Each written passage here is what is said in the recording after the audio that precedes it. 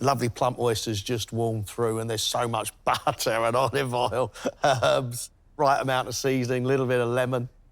Well done, Will. That's really lovely. Monica, this is your skills test. What are you going to get them to do? I would like our chefs to make us 3 Oysters Rockefeller. What is Oysters Rockefeller? The actual recipe has been kept as a secret, so there's only ever been interpretations of it. The most common one you'll see is a vibrant green sort of butter, and then breadcrumbs on top, and then gratinated. This is really going to test our chefs. Just the opening of oysters, the understanding of what it is you need to do with them. It's not something that chefs do every day. How long are you going to give them? I'm giving our chefs 15 minutes. Come on, then. Let's do it. First thing I need to do is my oysters, which I'm going to open. Where do you go in on those oysters? Everyone has a different technique, either on the side here or in the back. It's just finding the weak point of the oyster. They've got to be very, very careful. When they're shocking the oyster, it can break some of the shell and it could end up in the dish, and that is something you really don't want to find. They're going to have shaky hands and they need to be incredibly patient. You just wiggle it. Be careful, because you go in too deep and you will damage the oyster. Gorgeous, slippery little things, aren't they? I've retained the juice of the oysters on purpose. So what I'm going to do is just gently rinse the oysters in here.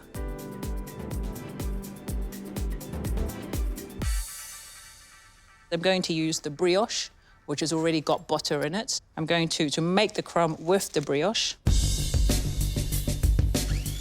The blitzed brioche crumbs are being flavoured with tarragon, spinach, flat leaf parsley, vermouth,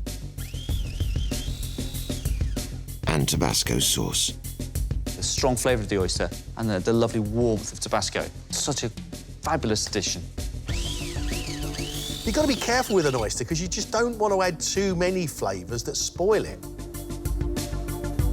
Invented in a restaurant in New Orleans, the richness of the topping led to it being named after oil tycoon John D. Rockefeller.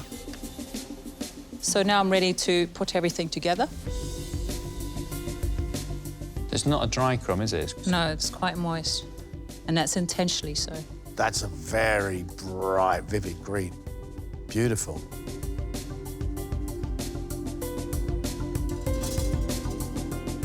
How long in there? Just to gratinate, a couple of minutes. If that hasn't gone a little bit brown, it's not been gratinated, is it? That's right. It'll still be raw crumb. And what you want is that heat to go through the crumb and just gently poach the oyster underneath. Look at that. Lovely little morsel.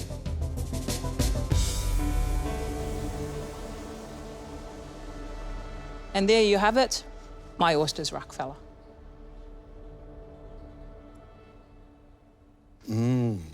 Well, I'm a convert. You retain the natural oyster flavour of the sea, but you've got a slight sweetness, and you've got aniseed in there as well. And it's all warm. It's all warm and really quite lovely. The key thing that I want to see is that opening the oysters, that it's vibrant green, it's gratinated, so it's got a wonderful crumb coating on top. Thanks for this one, Monica. Let's get them in. The final chef to take on Monica's test is 24-year-old Will,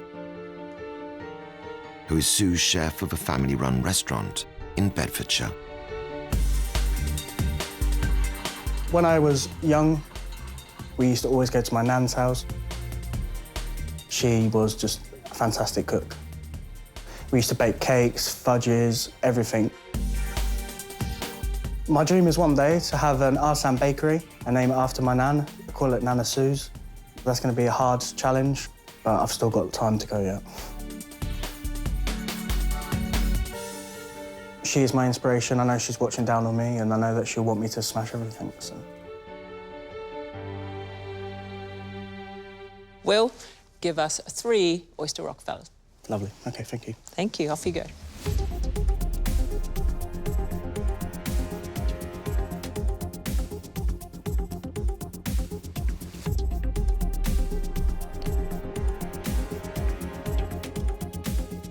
Well, you look like you've done that before. I used to work in a fish restaurant, so we used to do them daily.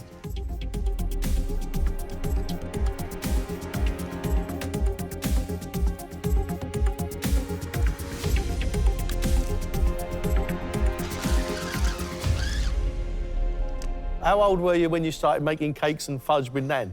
8, 9. Sadly, she passed away last year. Just time to make her proud, really. But she saw you become a chef, though, right? Yeah, definitely, yes. Did she know she was responsible for that? Yeah, she did. I made sure, like, every day. Fabulous.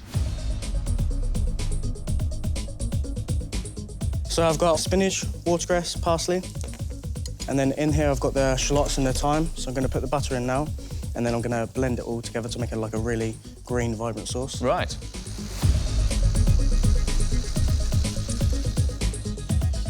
You happy with that, Will? Yes, good. It's rich.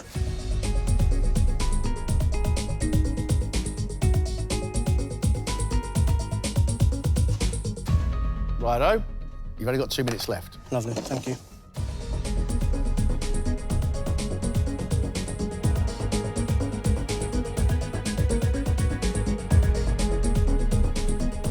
How are they looking, Will?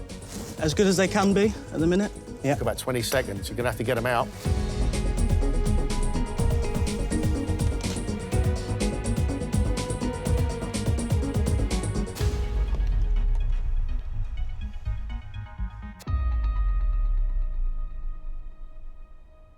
Well, I like that you took your time. You were very gentle with the oysters and you released them gently from the bottom of the actual shell and then turned them over for the presentation. I like the way that you did that.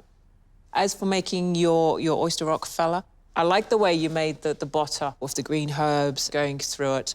Yeah, good on you for really giving it a go.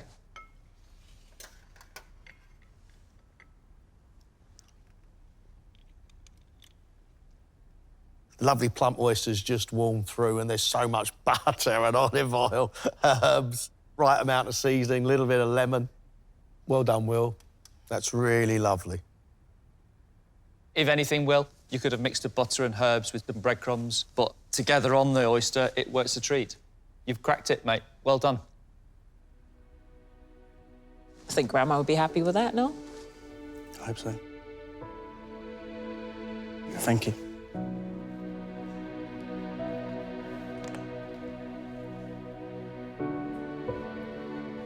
When I first entered the day, I never thought I'd get positive comments from them all.